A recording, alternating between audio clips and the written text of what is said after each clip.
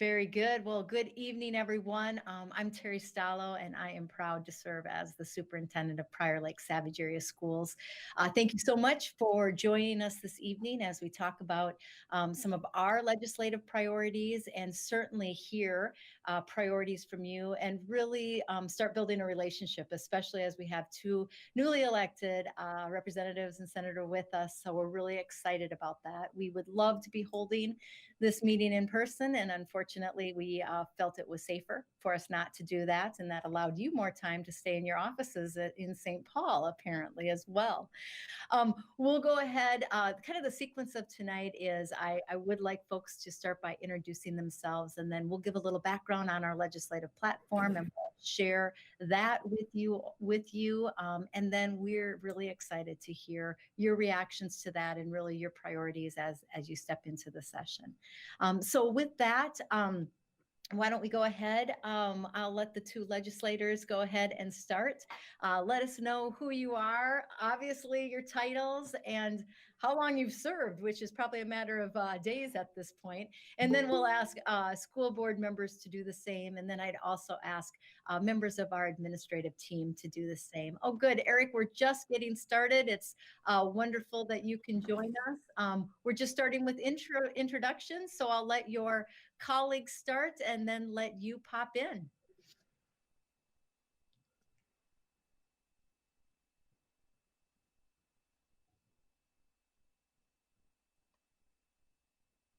I can kick it off if that's what you're looking for. Yes? Perfect. Okay, great. Well, I'm Jess Hansen. I represent District 56A in the Minnesota House. That covers all of the city of Savage and the northwest part of Burnsville. I'm a freshman. This is my first time in the legislature.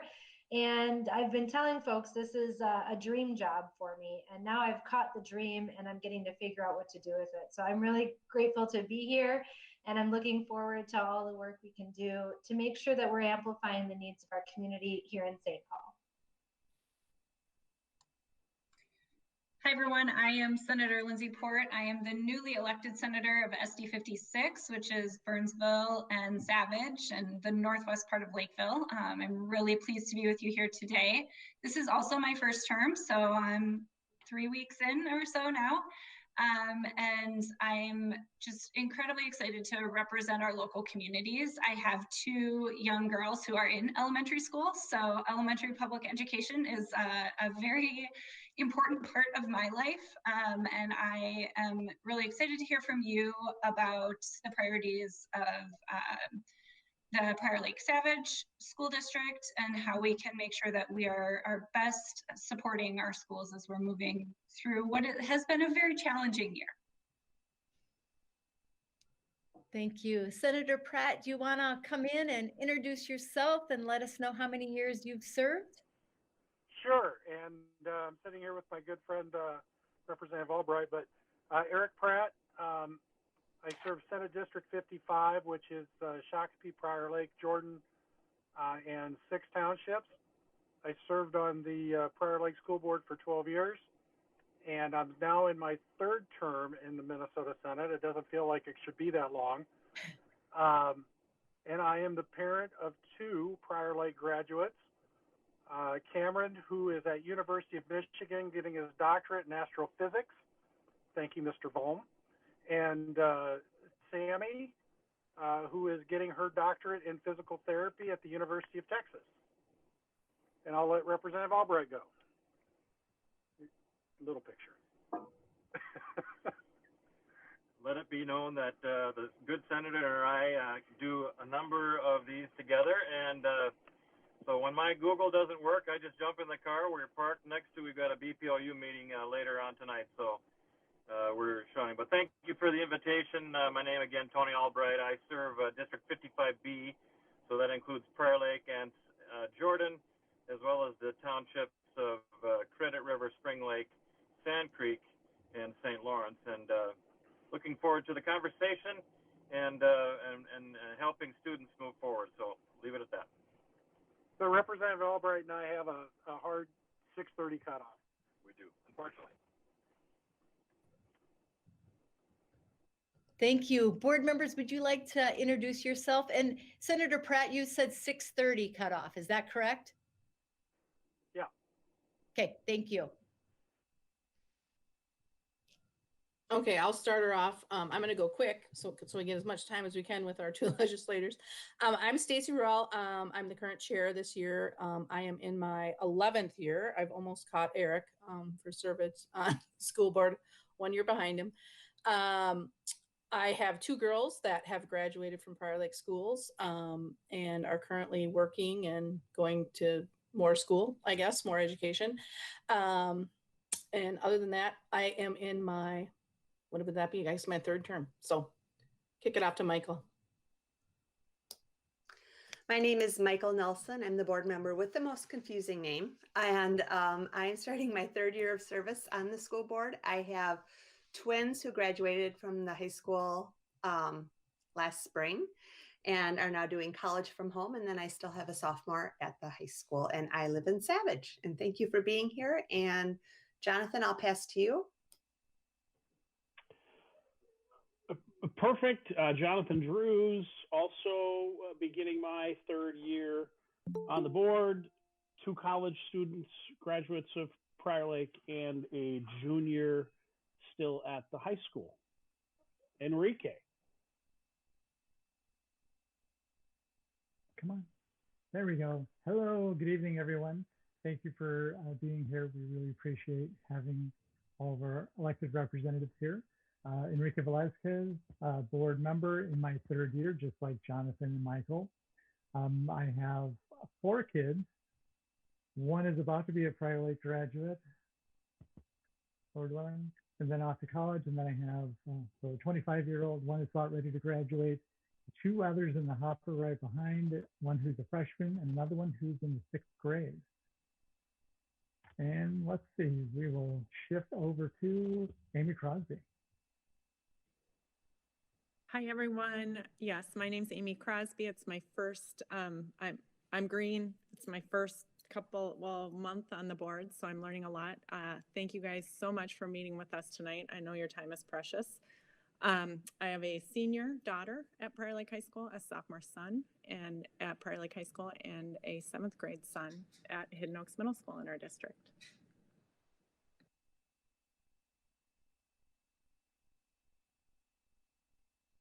Julie. Hi, I'm Julie Bernick. I'm excited to be a new school board member from Savage. I have 2 graduates from Prior Lake High School and a current junior at the high school. Kick it off to Mary.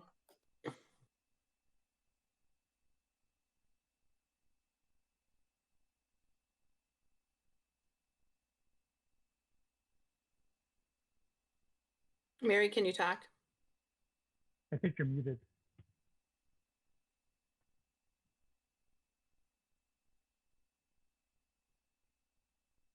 There it goes. It let me unmute.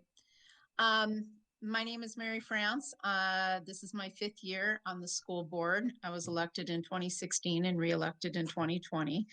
I have no kids left in grade school, high school. My youngest is a junior in college, and my other one just told me I'm going to be a grandmother. So, so that's my story. I've been involved with education for, oh goodness, I started on volunteering and everything like that in the school districts in Dallas. I'm also a teacher at 2 local Metro State College, as well as now Mankato. I volunteer, and an adjunct at a couple of law schools now. So been involved in education for a really, really long time. And I do appreciate everything that you're doing. And I know how difficult it's going to be this year. So I appreciate any support you can give to education. Thank you very much. I'm also going to ask members of our administrative team who are with us this evening to go ahead and introduce themselves as well. So Jeff, I'll start with you and you can hand it off.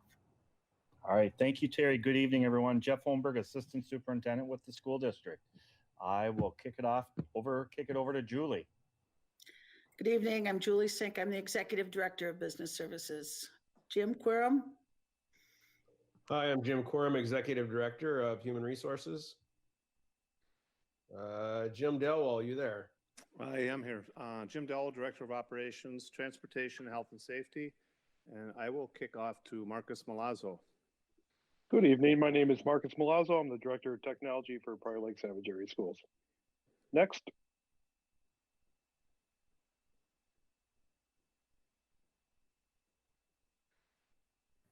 That might be the team that we have assembled here. So because the time is so short, we have a hard stop for Tony and Eric. So I just want to, again, thank you all for being here. And you have in front of you our strategic plan that we take very seriously as we serve our 8,700 students. And we also provided to you our district goals or our priority work, which really helps us focus on how we can get to ensuring that that mission comes to life for each of our students. Each year, we look at other educational organizations as we take a look at some of the priorities that we then align to the needs that are greatest in our district. And that's what we have prepared to bring forward to you and share with you this evening. So with that, I'm going to ask members of the Public Engagement Legislative Committee board members to go ahead, and we'll walk through this really, really quickly, because what we're very interested in is hearing some ways that we can partner with you, that you can support us, and that we can ensure that stakeholder voices come to you throughout this session. So with that, I'll hand it off to Michael. Thank you very much. And I'll just suggest that any of the board members or administrators present, if you have questions, save them perhaps till we get through this. We'll read through it quickly so that we hopefully get a few minutes for responses from both Senator Albright and Senator Pratt before they have to leave. So our mission is to educate all learners to reach their full potential as contributing and productive members of our ever-changing global community. Never more true than this year. I'm going to just summarize briefly the points under our first of three categories that we broke down into: COVID-19 relief and support. We are asking for help to mitigate the impact of COVID-19 pandemic by allowing school districts to use the greater of either the 2019 or 2020 pupil counts for general education pupil counts to determine funding, and to use the greater of the 2019 or 2020 free and reduced price counts to determine compensatory and other categorical funding. We're asking for help to extend the 2019 Supplemental Safe School Act to support students as mental health needs are now at an all-time high. The funding will expire at the end of 2020-21 school year. We're asking for a delay in the World's Best Workforce Assessment requirements for the 2021 school year.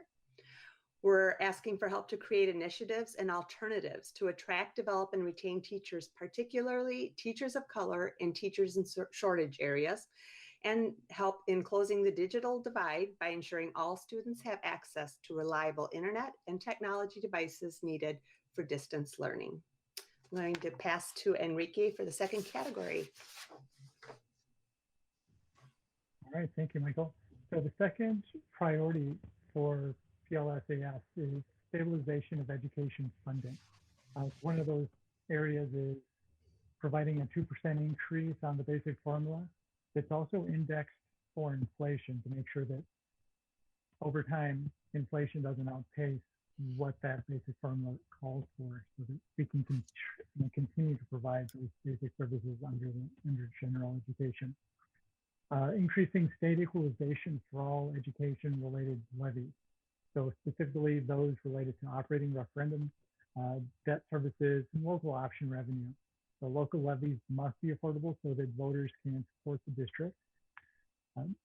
And the third area is increasing special education and English learning funding so that we can eliminate the funding shortfalls in these specific special services programs, which can oftentimes cause our schools to redirect that general education funding, diverting it over to cover the deficit that we have in special education or in English language learner services. And there appears to be some tie-ins and correlations over to the current platform, the Due North programming that was unveiled just last week. So I'm hopeful that we'll see some of the synergies from there.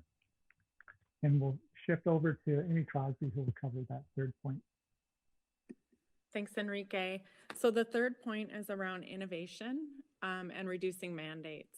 When we talk about innovation, we're referring to continuing to use practices that we established in the Minnesota Safe Learning Plan. For example, revisiting seat time requirements, redefining them, considering distance learning academy, hybrid where it makes sense, where it works, and talking about flexibility around assessments. That whole piece, there's a lot of flexibility that we're looking for involved there that we need support with. And we know we can do thanks to the Minnesota Safe Learning Plan.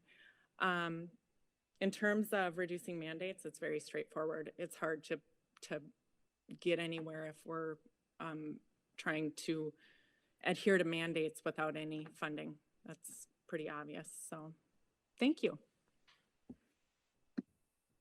Great, and we would like to yield the time at this point, especially to Senator Pratt and Representative Albright, to hear some insights, reactions, priorities that you're looking at as you begin the session. I know we only have about 8 minutes with you, so we'd like to hear from you and then we can hear from the others. Well, thanks. Just a couple of thoughts. Certainly education is the biggest part of the budget that we have. And you guys have been put under a tremendous amount of strain over the last 12 months, and we appreciate everything you're doing for our kids. One of the things that I've got at the top of my list, I'm working with Senator Dames, is along the areas of mandate relief, is in special ed. I've talked to Deb Anderson about this. Decoupling the functional behavior analysis from the IEP. What we've been told by special ed teachers is that could save 30 hours per student per year for each teacher. So it adds up to some real time that will allow teachers to spend time with their students. And certainly I'm always interested in reducing the number of unfunded mandates. One of the things I appreciated about being on the school board was that we knew our students and we knew our families better. And I always thought the best decisions were made closest to the classroom. We have, the last 3 budget cycles, 6 years, we have kept up with the rate of inflation. We've had 2% increases over the last 3 budget cycles. And I think it's just, when I did the math, it was right on the CPI. So I'm pretty proud of that. We have done one of the things that you've asked, and that's keep up with inflation. So I'll turn it over to Representative Albright, and we'll stand for questions. So one of the things that I've always been kind of a champion for within the school district is the STEM program, particularly with the robotics, and I'm encouraged by some of the results that I've seen in some of the students that have graduated from that, and they've kept in touch and remarked in terms of how important that was to their overall career development. We live in very challenging times, and one of the things that I've always hoped for and really tried to encourage folks is to consider not only where education is today, but where is education going to be 10, 15 years from now from a career development, workforce development perspective. And I don't put this out as a warning cry, but I would put it out to all of us as a challenge to suggest that, that is, I think, what is going to be one of the hallmarks of our district going forward is how do we adapt and pioneer, if you will, those workforce areas where this state really is craving for individuals to pick up that mantle and drive employment, whether that be in cyber security, whether it be in the big data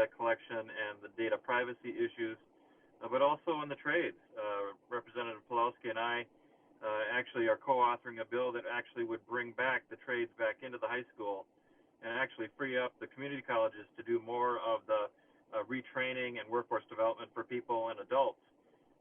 So be on the queue for that. But I do appreciate the time tonight. I apologize for the brevity of my remarks, but we'll both have to leave here shortly. But thank you for the work you do, and let us know how we can be helpful going forward.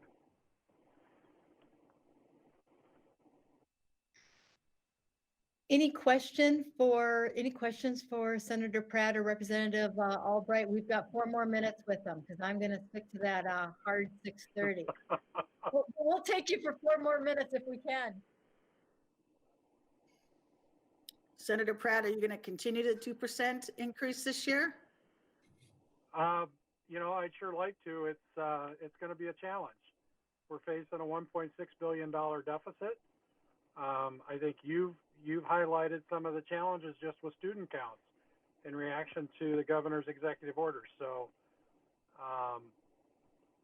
I'd sure like to see that happen. I can't make any promises until we see the February forecast. And as you know, the dust doesn't settle until May. Really? It'll be May? It'll be May.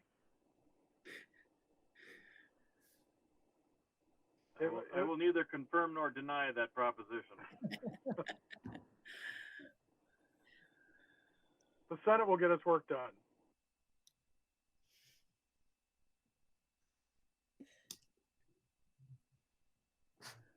I know one thing we can follow up to ask you about that Dr. Stallo is going to bring up at the end, and that is the best ways in the COVID environment to connect with you down the road, especially if we might bring some stakeholders with us to speak to some of the issues on our platform. So we don't need to take time for that now. I just want to plant that seed in your head. You know, I'm always willing to talk to any of the board members. If you don't have my contact info, the superintendent has it. I think Julie still has it. So feel free to get it from them, and you know, text, phone, Zoom. I think Representative Albright and I have become adept at all the relevant technologies. Now we're on Google. Yes, mostly, and we're getting used to that one as well. Yeah, but I would say, you know, phone calls are nice, but the Zoom, I really find the Zoom calls to be very helpful because you can see the person you're talking to, and I think that, for me anyway, personally, I find that very important. That's good because we're trying. That's really important for us to know as we start reaching out to stakeholders. If we can't visit you in your office, maybe we can visit you by Zoom or a Google Meet. So, and I know we are butting right up to 6:30 right now. I want to thank you both. I also, you know, Eric, and I think you spoke to this as you started talking today, that you've already talked to Deb Anderson, and that's something that I've always appreciated is you not hesitating to pick up the phone and to call us. And thank you both for that offer to do the same for you. We really appreciate it. Well, we know you've had this on the calendar for a while. I'm sorry we we have another commitment, but thank you guys very much. And again, we're always available. We don't need a big formal meeting. We're just always willing to talk and hear what you need because we support you. Thank you for the time tonight. Thanks. Thank you both very much. Thank you. All right. Well, we'll get back to, and sorry for how quickly we went through that platform. Senator Port and Representative Hansen, we're certainly happy to answer any questions you have about any of that. But otherwise, we'd also love to hear your reactions, your priorities as you start this freshman year and the first time through this process. Sure, I'll jump in first. Thank you for this. It's helpful, and I appreciate that you sent it ahead of time too, so we could take a look at it to prepare. You know, I think I sort of ran on the idea that we should be fully funding education at the state level to help reduce the burden on our local communities and make it more transparent to Minnesotans where their tax dollars are going, and reduce that property tax burden, and to also give school districts the opportunity to plan and understand what their funding is going to look like each year without sort of the will it, won't it, will we get that 2% increase? What will it look like? And that should be tied to inflation. That's clearly not going to happen this year. So, we are facing a different year than any of us expected. And right now our focus is going to be, I think, really the commitment to that 2% increase is just vital. We have to keep up with inflation at this point, particularly after a year with huge struggles that we don't know what the effects are going to be for many years down the road. And so I think for me, that's kind of a core principle. I am co-authoring a bill in the Senate to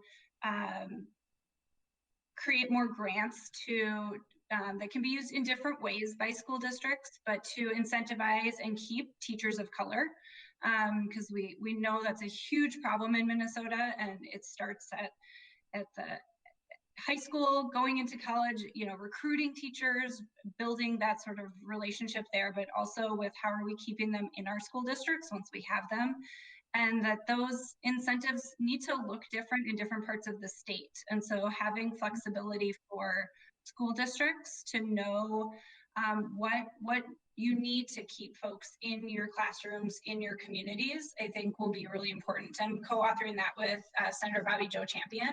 And so we'll be working on that. And I do think that's an issue. We know in Minnesota that we have a lot of, we have a lot of room that we need to make up on sort of the opportunity gap and across the state. And this is a big place that we need to put that in. So I do have some hope that will get some traction in the Senate. And then the other place that I do think that there is support for, particularly in the Senate as well, is figuring out all of the different ways we need to do to support mental health for students. This has been, we say it all the time, an unprecedented year. And I think the mental health impacts to our students is going to be long lasting. And honestly to our teachers as well. And we need to make sure that in our COVID relief plans, we are building in that funding. And I'm of the opinion that it should not be one-time dollars. It should be continual investment. But I do think that the crisis of COVID has opened up at least we have to do something right now. And so I'm hopeful that at least we'll get a one-time investment and that we can continue that conversation to keep it long-term as well.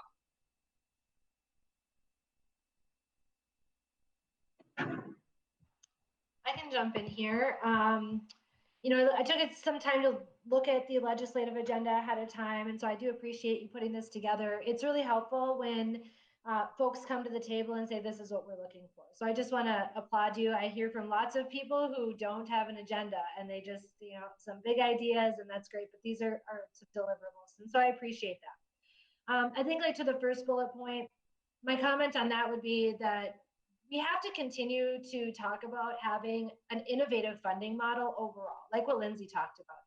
We obviously know that the way we fund education is a constant struggle, and we're constantly battling to figure out how do we stretch these dollars to where they go, and how do we know that they're going to where they're supposed to go or they're intended to go. There's all of these really big questions out there. And so I think just continuing to have those conversations about what it takes to actually redesign how we fund education in Minnesota.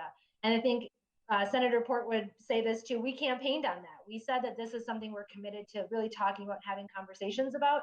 And I think that's really the future of what this looks like. And so you guys have been through a lot this past year, adjusting to everything and making things work. There's got to be some flexibility in how some of the standard rules apply this year because there's been so many changes. When we're talking about supporting for mental health in schools, we know that the need for that is at an all-time high right now. There are bills being introduced here in the House to both increase funding for school social workers and for school counselors. My background is in social work, and I did one of my 2 internships with a school social worker. And so I saw firsthand really how these types of services can impact, influence, and change the lives of the students that they're working with. And so these are different roles that a lot of times when we talk about mental health, they're kind of brought together in the same bucket, but they are 2 different things. And so we'll continue to advocate for those. And as they become available, I do hope and plan to sign on as a co-author to those and help move those forward as best as I can. Again, this is the future generation. And it's teachers, it's social workers, it's school counselors, administrators that are all doing their best for these kids, and we should continue to support that. Specifically with regards to the world's best workforce, you know, the goals defined in that are very important. And so I don't want to dismiss that. And I don't want any listeners to think that, you know, by delaying it, it's dismissing the goals of that at all. But again, back to the point, you guys have been through so much to adjust to this that we need to have some flexibility in what that looks like as we continue to work towards a world where we can better fund our education system. With regards to the teachers and developing and retaining teachers, particularly teachers of color, this is a very important initiative, and I applaud you for taking the time to acknowledge it and to have the conversations about it. I'm committed to continuing to support those initiatives that were defined in the Increasing Teachers of Color Act in 2020 and rolling that into this session as well. And I think one of the most important topics that we need to, everybody community-wide and statewide, need to continue to talk about when we have this conversation is what racism in the workplace looks like. And to really support our teachers when they come to us and say, this is what's happening, this is what I'm experiencing, to continue to address those needs. As a part of the Teachers of Color Act, that is a very definitive pillar in that. And so really opening the doors for some of those conversations are going to make sure that we talk about racism like workplace safety. And I think that's a real priority across the state that I will just always continue to raise the profile about as well. When we talk about the digital divide, there are so many students who we know, maybe struggle with iPads or they struggle with access to the internet. So we have to continue to talk about broadband. Border-to-border broadband has to be a priority. If COVID didn't teach us that we need that, I don't know what will. So we have to be very clear about what we're doing to advance border-to-border broadband as a utility and continuing that conversation. In other districts, we've seen what tech levies can do at really helping to get students the technology that they need. And so that's something that I always mention when speaking with school administrators and boards like yourselves, is continuing to look at the importance of what a tech levy can really do. I have two kids. My daughter is 16 and my son is 9. My daughter has a Chromebook and my son has an iPad. And I can see the differences between how they learn on the different devices. And so, my son is not in a place where he needs to type out papers, but my daughter is. And trying to type out a paper on an iPad is very hard. And I mean, when you're doing this on a screen versus learning the skills that you need for the workforce oftentimes are important. And so I think is continuing to support students in that in the ways that we can are going to be really important. I know we've had some great technology drives and things like that have happened, but I think just continuing to look at increasing those services from the state funding model are going to continue to be important. And then I really appreciate the conversation about expanding and going on with some of the virtual learning opportunities that we learned worked really well for some students. We know that it does not work for everybody. And so, but for the students it does work well for, I think that is a good idea to continue to offer some of those, assuming that we continue to offer the technology that's going to allow them to access those services so that every kid in Minnesota gets the world-class education that not so long ago we were known for. And we have to continue to keep that going and kind of regain our reputation in the country because we do have the ability. It's the matter of making the choices as a state and as a society to continue to do so. When we're looking at, I have notes on a few of these things here.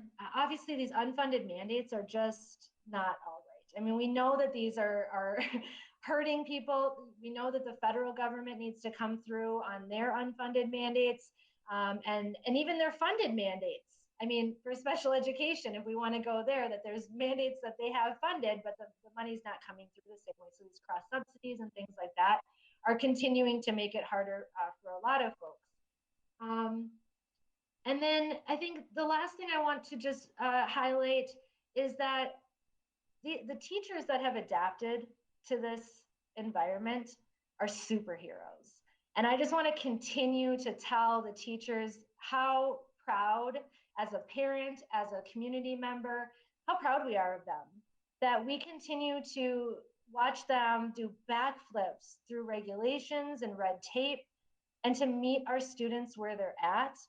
That's seen and heard. And here at the legislature, at least in the House side, we're fighting for teachers, and we're fighting to make sure that we can increase this funding model so that teachers are paid the way they deserve to be paid, that districts have the funds to do so, because I think all of us have had an experience with a teacher that changed our lives. And for a lot of us, it's teachers that impacted and directed our lives, that gave us the opportunities we may not have otherwise had. And so I don't know if there's teachers watching or not, or if this is being live streamed to them, but I just want them to hear loud and clear that we see you, we hear you, and we're going to continue to push so that you get paid for the life-changing, generation-changing work that you do. So thank you to all of the teachers as well.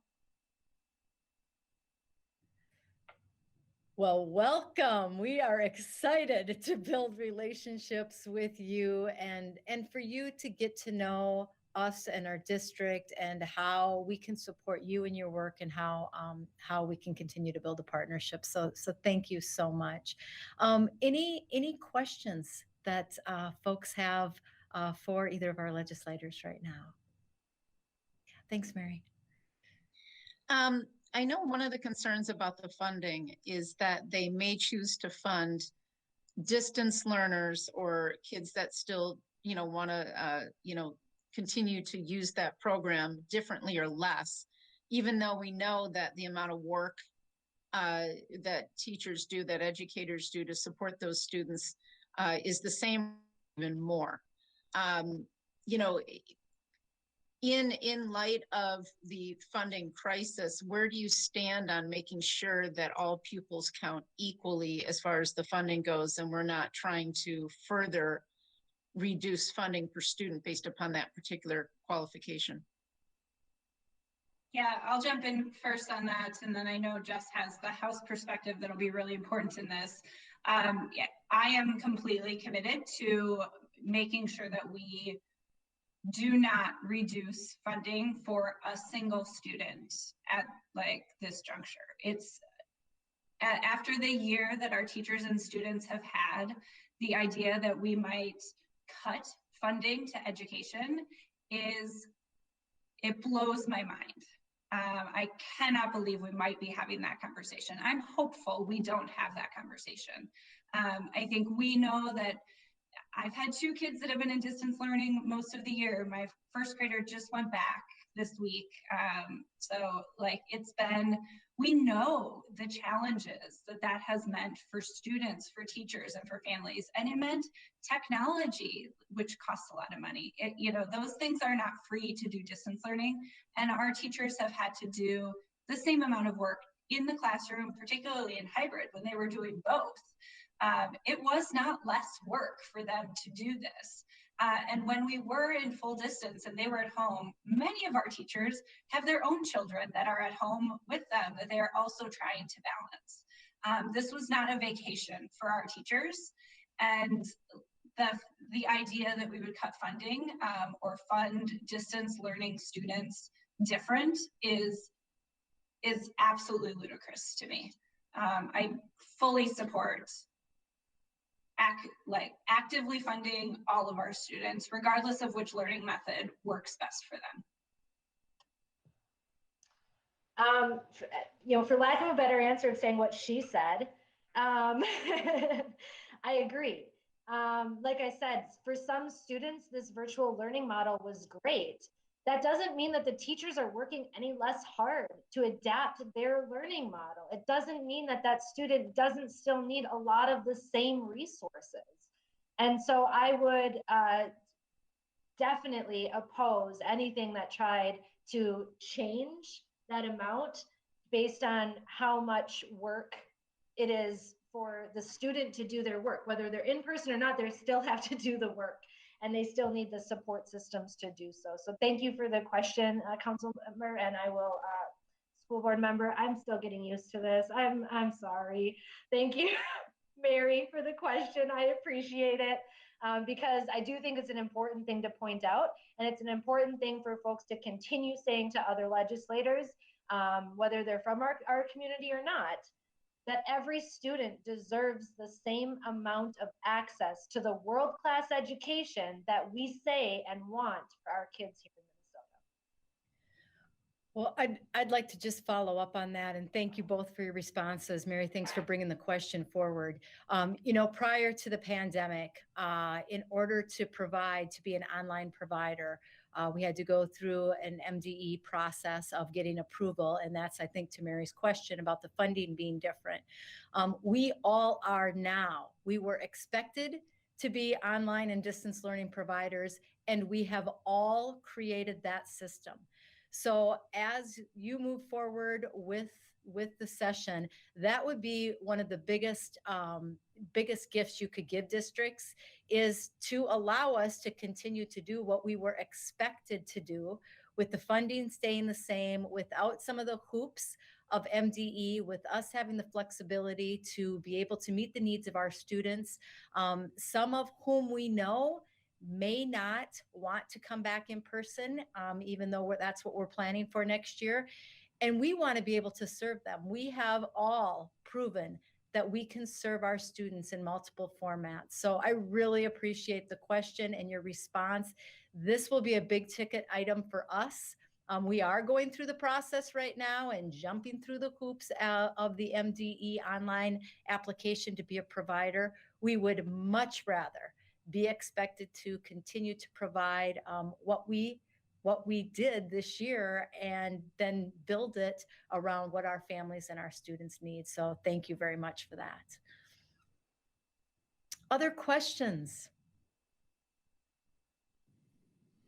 I just have I guess kind of a question, but kind of just since you're both newer, and I'm sure you have a grasp of understanding it, but I just wanted to kind of talk a little bit about our picture right now financially, due to where we are in the pandemic and what transpired last spring. We had a smaller budget cut to kind of, get us balanced for the upcoming year. And the plan, and Julie, you can correct me here if I speak a little wrong here, but in July, when looking out this year, so we were still in the pandemic, but in a place where we felt pretty comfortable with the numbers, you know what I mean? And that we were going to be okay for this year. With the distance learning and, what parents need, we're down. I don't want to misquote here. A couple hundred to how many? 200, 225, something like that. Someone give me 262 students from our budgeted number. From our what? From our number we budgeted for this year. We budgeted for an increase of 125 students. And so how much is that approximately, dollar-wise? How much is that approximately? Say that again. $2.6 million. Okay, thank you. So it immediately puts us into, we're in the hole, where we looked okay. So I think that first bullet point, I think is the first bullet point about holding us harmless on our counts. To me, it just feels like that's something that should have some extra importance. I don't know where the percentage is going to end out. Obviously, you guys are going to have a lot to say on that. But I think from what happened, just with such the suddenness of it all, I would imagine there wouldn't be a metro district around, and Terry, you can speak to this because I know you speak to Soup, that did not experience that same, in some type of, where we all of a sudden are caught into, now we have to look at reductions again, where we were planning at least a positive, cash flow. So that's really a big one, in my opinion, because it set us all back right away. And then we have extra costs with COVID. And I think people have been holding out, hoping that there's going to be some type of federal, something happens with the feds.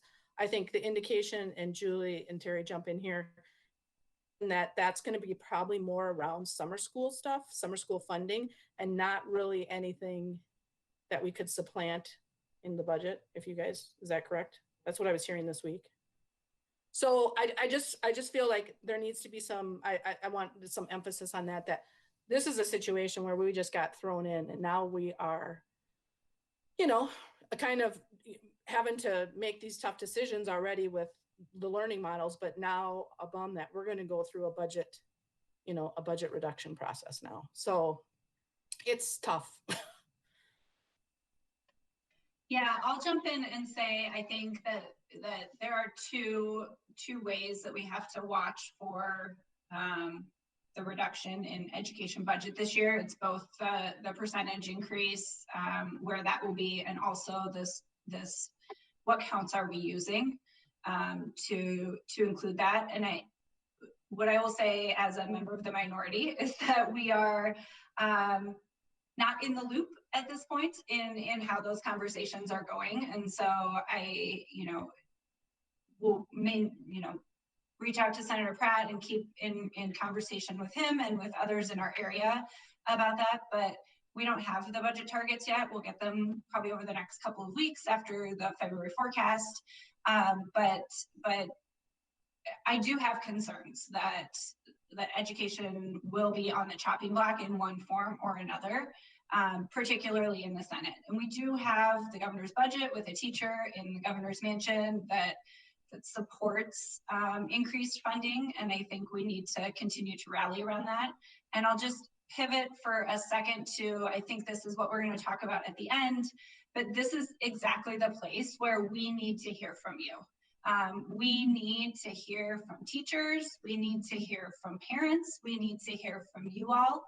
And the more that you can connect us and help us hear the stories of the cuts you will have to make if it gets to this point, what that looks like in actual numbers and student resources, the easier it is for us to make that argument up at the Capitol.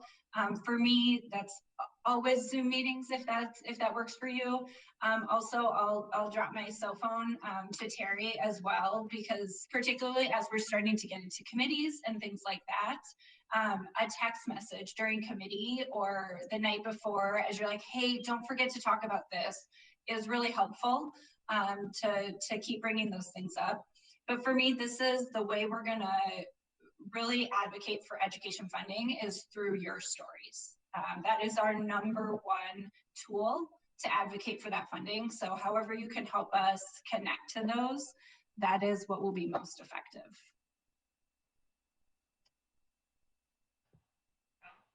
I go after her, and she's so amazing at these answers all the time. So she, I love getting to serve with her and so many of the other great people here in the legislature.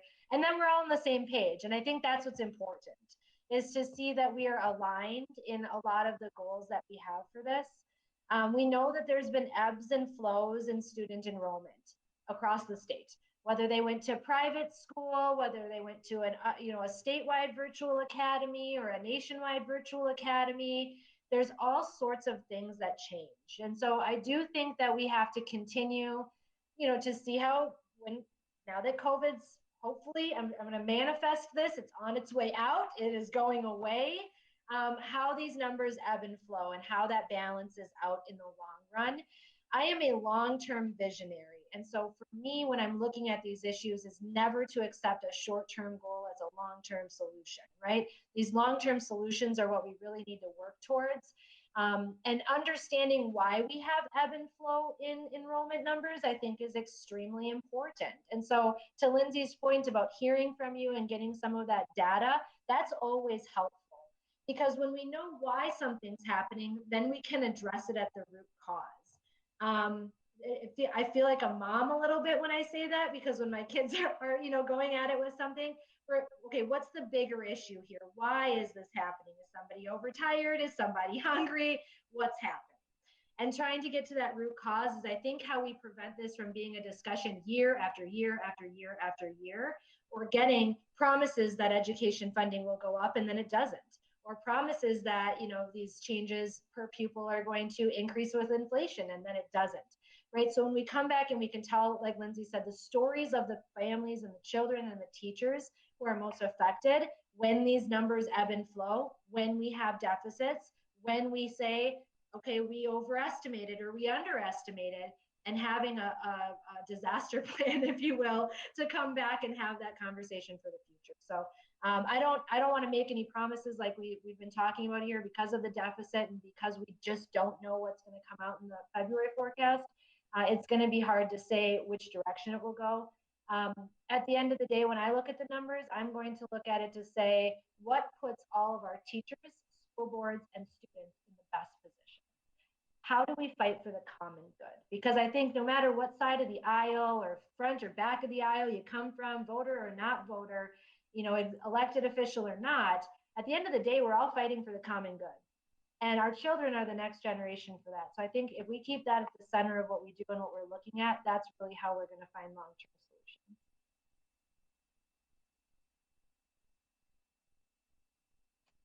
Mary, did we answer your question? I think you answered it in tenfold. Yeah. I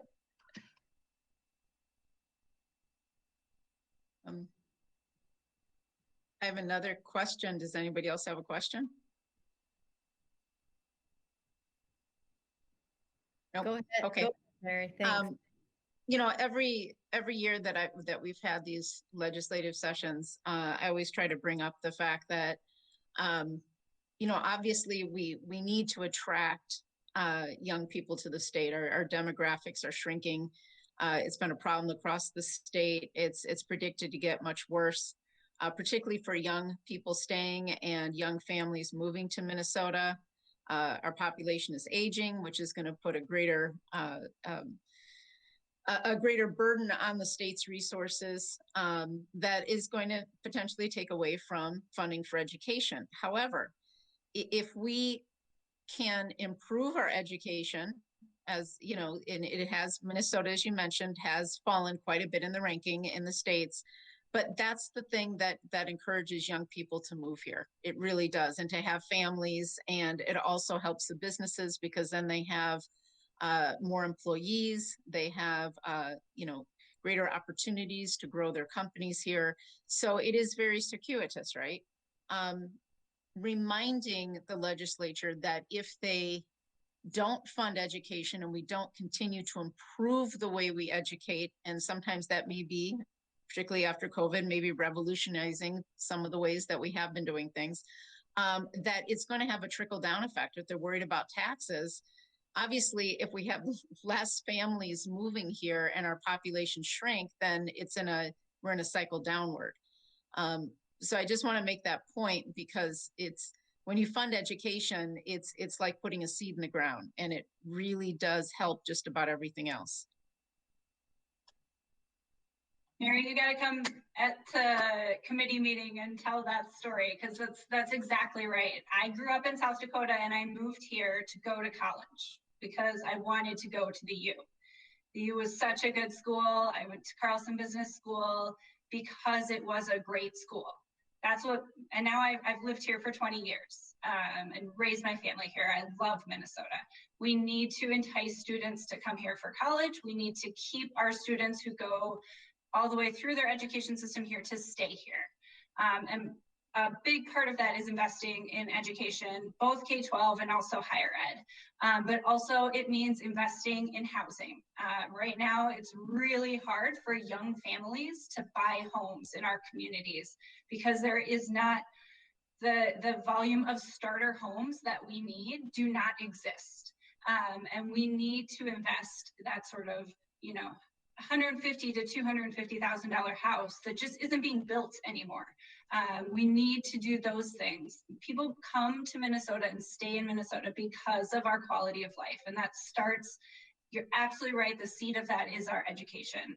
And so I think that is, I fully agree with what you said. And I think we need to keep saying it, that it's all interconnected. It's all tied together.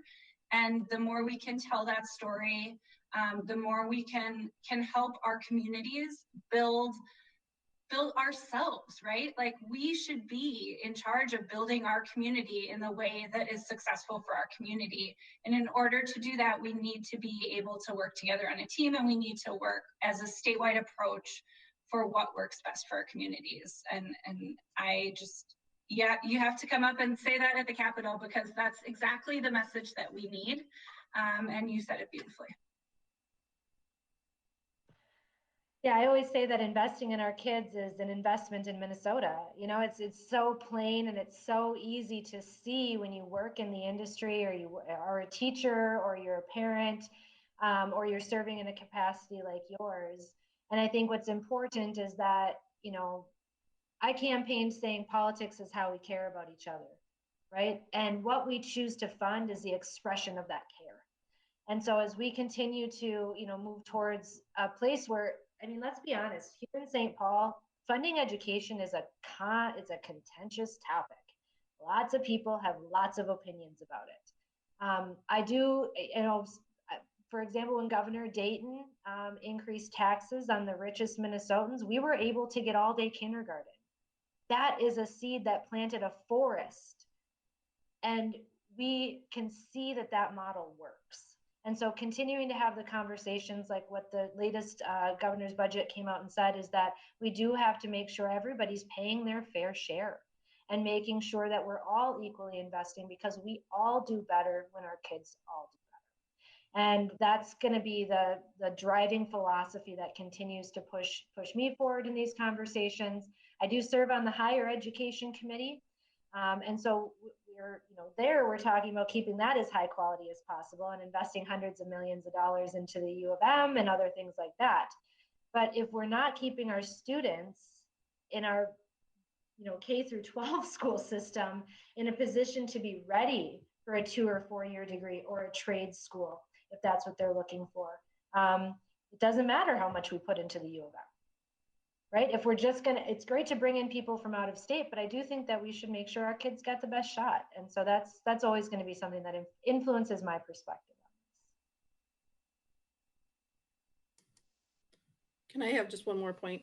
I know we don't have too much, we're a little over, but I just wanted to make one other point. From sitting on the board now for almost, the start of my 11th year, and Julie and I have been together, I think, the entire time. I've listened to her financial reports over the years, and one thing that she has added each and every year, or continues to say, and I don't think gets a lot of, let's say, press, is, and I think she talked about it the last time on in our finance report, is that, the 2 and 2, everybody talks about the 2 and 2, we kept up with inflation. For us, and Julie, correct me if I'm wrong, the 2% is only on 60% of our budget. It's not on the full amount. So when you say you're keeping up with inflation, if you don't keep up inflation on 40% of it, it's not really 2%. So I do think like that's another story. And I know Julie would probably spend more time, at another time, or we can talk about it, that,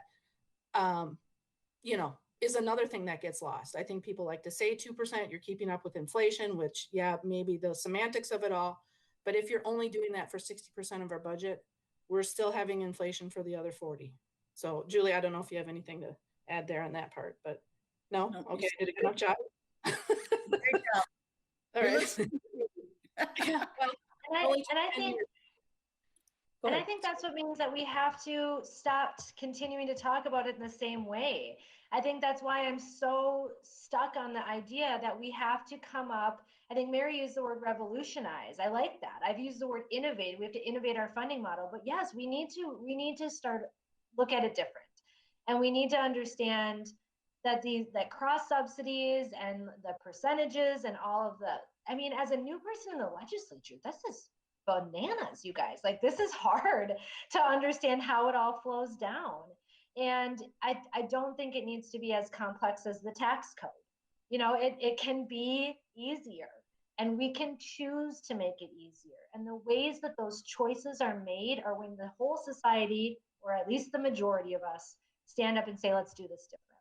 And let's come up with the ways to do it different. So if we can all get on board, whether it's just in our district or this district, and 191 is, and then a little bit of Lakeville that Lindsay also served, when we all can come together, as an organizer, as a community organizer, I know that change comes when we all put our voices together, when we all come to the table and we all fight for the common goals.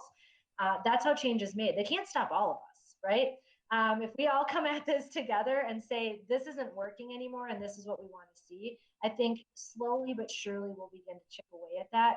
And I hope that that's the breath as a new person that I try to bring to this work, is I hear that you're tired. You're tired of having the same conversations, tired of fighting for the same funding, tired for asking and getting, you're asking for a meal and you're getting scraps.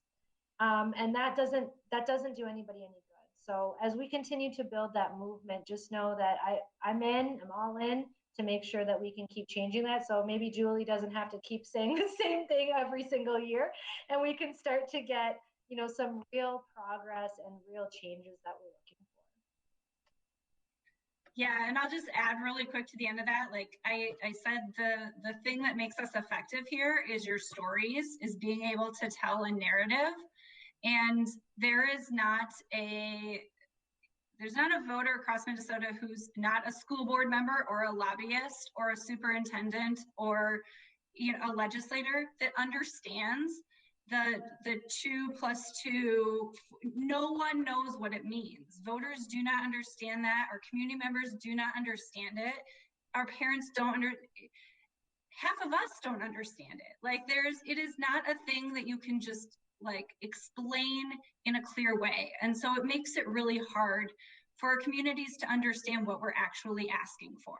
And I think that's a piece of, we need to make it more simple to talk about how we fund our schools. If we want to revolutionize how we do it, we have to be able to tell that story in a way that people can understand it. And Julie, that means I'm going to be calling you when they give me the budget and say, okay, break this down for me piece by piece, because you know, they give us a giant spreadsheet and then they're like, good luck. It took me 15 years to learn how to read this, but you know, go back to your district and explain what it means. And I'm happy to do that. I am 100% going to take you up on that. I appreciate that. I think this is the ways we can work together to help each other and then fix it so it gets better. Definitely. I'd be more than happy to do that. Thank you. Well, Senator Port and Representative Hansen, we are well into our overtime at this point, and you this has been delightful, and meeting you and hearing your passion, your vision, your promise to partnership is just really great news. I will say a couple of things. You gave us clear direction on how to engage throughout the process, and that is by making sure that we have stakeholders, whether it's our teachers, our parents, our students who tell the story. Obviously, our administrators and leaders and board members who tell the story. So thank you very much for that. And the second thing, as we were talking about all of us working together, there has never been anything in my career that has unified districts like the pandemic has. The collaboration that I do on a weekly basis with Metro superintendents and our neighborhood superintendents, including Burnsville and Lakeville and the areas that you serve, we are all in together on how do we continue to do what's best for kids. So I think that there's a lot of energy around that right now. And I know you've got a screen full of people who are committed to helping you be really successful in that as you help us. So with that, I see that you're giving us your contact information, which is fantastic. I'll make sure that I've got it and I've got it accessible for others. So thank you so much. Anything else, Stacy, as we close that you'd like to share with some final words? No, just thank you very much for your time. We really appreciate your dedication to public education. We need you more than ever, I would say, this year. So I'm putting in your contact information in my cell phone, so get ready. We plan to be reaching out. So thank you very much. Well, I just want to say thank you, everybody, for being here. To everybody watching, I know that I think I saw somebody nod when I said I think teachers are watching too. And just to say thank you. Keep going. You've done amazing work. I know you're tired. I know you're exhausted. I know you're busting your tails right now, and I know it. And you're doing so for our kids. And if I talk about it too much as a mom, I always say, you know, y'all elected an empath as a legislator, so it'll make me tear up a little bit, because it really does change communities. We see you, and we're here doing our best to fight for you. So thank you. Yeah, I'll just echo what Jess said, and also Stacy, text me your name and I'll save you in my phone too, all of you, so that we can easily communicate. I know this is a year unlike any other where we're going to have to find new ways to communicate and build relationships. And so thank you for setting this up and doing this. And please continue to reach out, and we will as well. It's going to be vital that we all work together. And I think you're exactly right. We're at a moment when really school districts across the state have come together to just protect and take care of our students over these last year. And we can take that energy and really make sure that we are reinvesting it back into our schools. And you all are at the helm for that. Thank you for your service on that front. And we look forward to just building a long and fruitful relationship. That sounds fantastic. Thank you for a great discussion. We look forward to many more. And really, we look forward to getting you into our buildings where we have 1,300 people, staff members, and our board members who have stepped up time and time and time again. And we couldn't be more proud of how we've navigated this and how we're going to come out the other side of it. And we look forward to partnering with you through that process of the other side. So thank you, everyone, tonight. We'll be sure we get contact information both ways. I'll be sure that you two have ours and that we've got yours as we move through the next couple of months. Thank you, everyone. Thank you. Thank you so much.